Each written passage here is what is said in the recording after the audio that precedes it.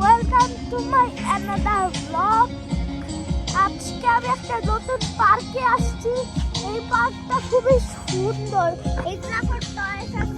এটা হলো 300 ফিটের এই পার্কটায় আমি আসছি।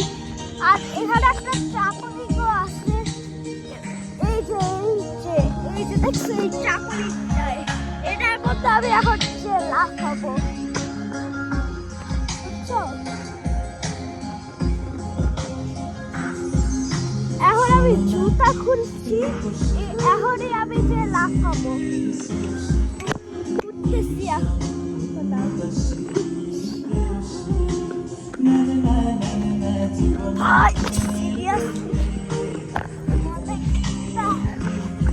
মজা হচ্ছে।